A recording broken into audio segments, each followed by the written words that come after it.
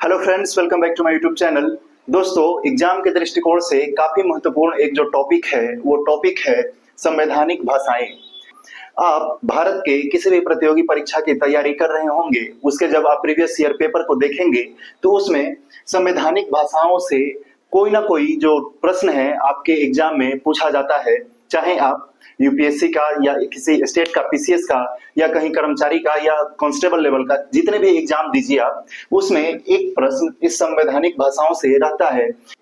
तो आज का जो ये वीडियो है दोस्तों, उसमें हम लोग काफी डिटेल से देखेंगे संवैधानिक भाषाओं के बारे में कि कौन कौन सी भाषाओं को 8वीं अनुसूची के अंतर्गत भारत के संवैधानिक भाषाओं के अंतर्गत रखा गया है।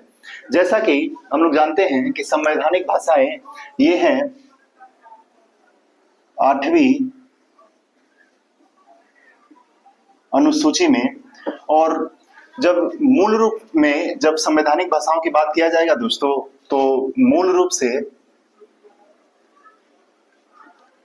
मूल रूप में ये 14 थी, लेकिन धीरे धीरे जैसे जैसे कालखंड बदला, जैसे जैसे संविधान में संशोधन होते गए और अपनी भाषाओं की, क्षेत्रीय भाषाओं की जैसे जैसे मांग उठी, उसी दौरान संविधान में संशोधन करके बहुत सारी जो भाषाएं हैं उनको जोड़ी गई और अब इनकी संख्या 22 है।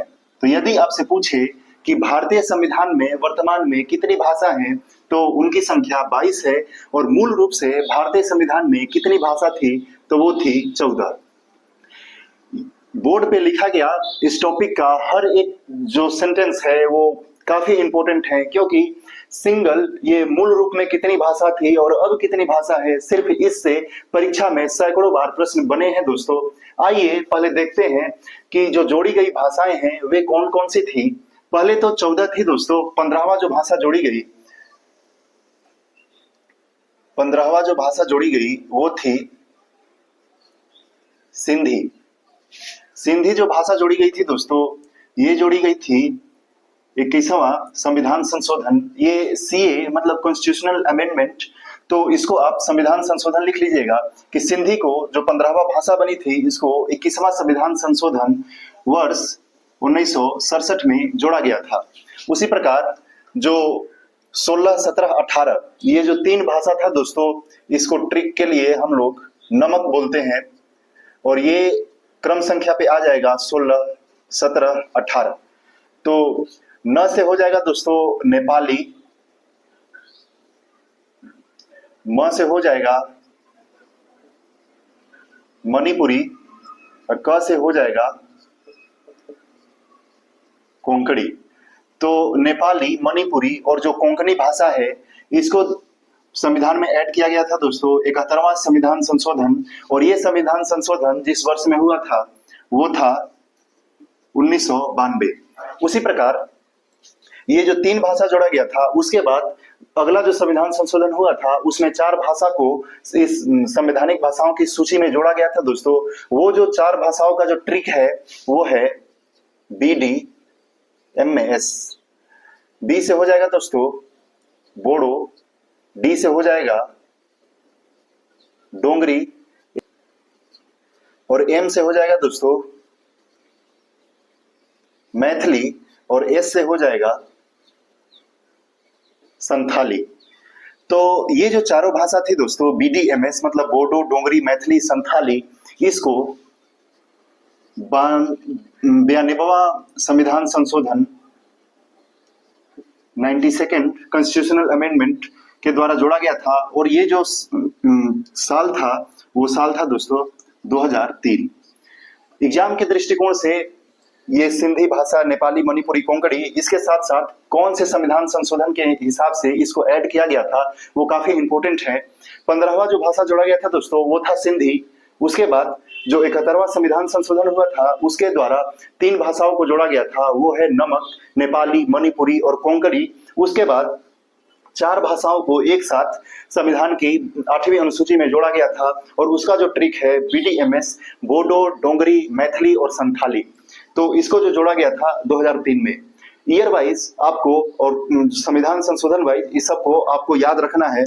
थोड़ा सा इसको मिटाते हैं और ये जो मूल रूप में 14 भाषा थी उसको हम लोग एक नजर देखते हैं दोस्तों। तो संविधान की जो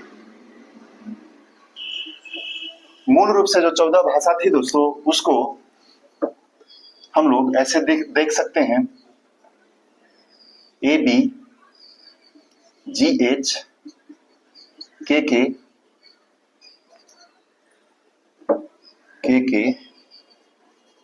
MM,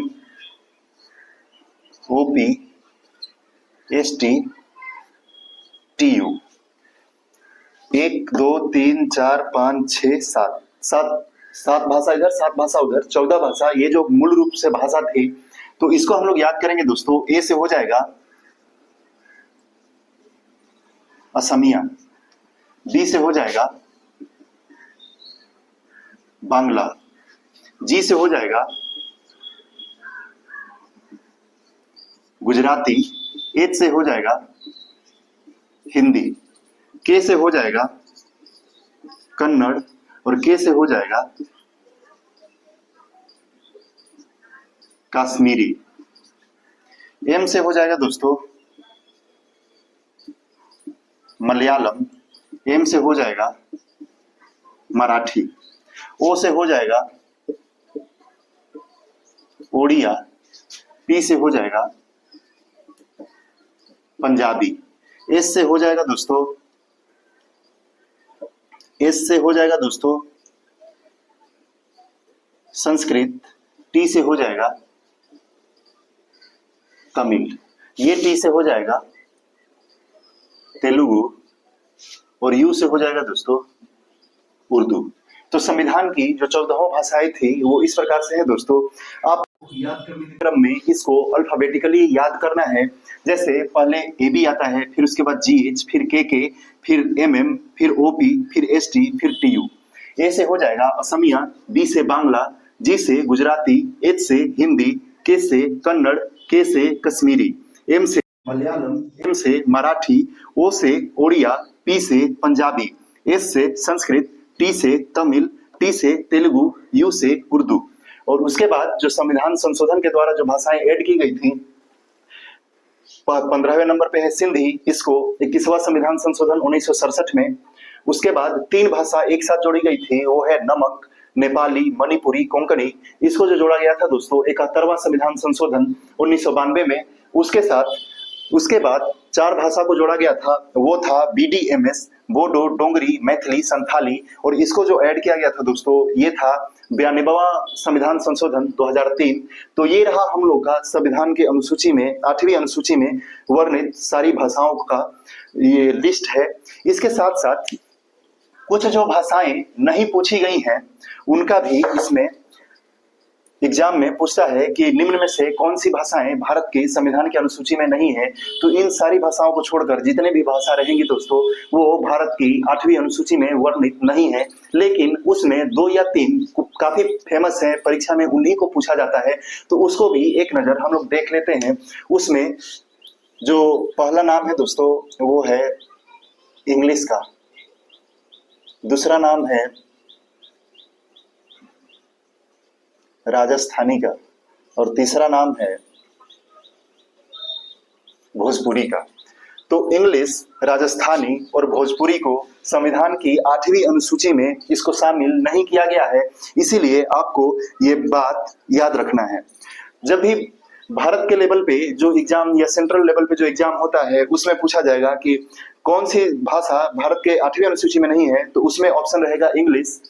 और फिर कभी क्षेत्रीय जैसे एग्जाम होता है राजस्थान का, तो उसमें पूछेगा राजस्थानी। और बिहार का जो कोई एग्जाम होगा दोस्तों, उसमें पूछता है भोजपुरी। तो ये रहा संवैधानिक भाषाओं का लिस्ट। आई होप कि आपको ये अच्छा से समझ में आया होगा। Thank you for watching this video. धन्यवाद।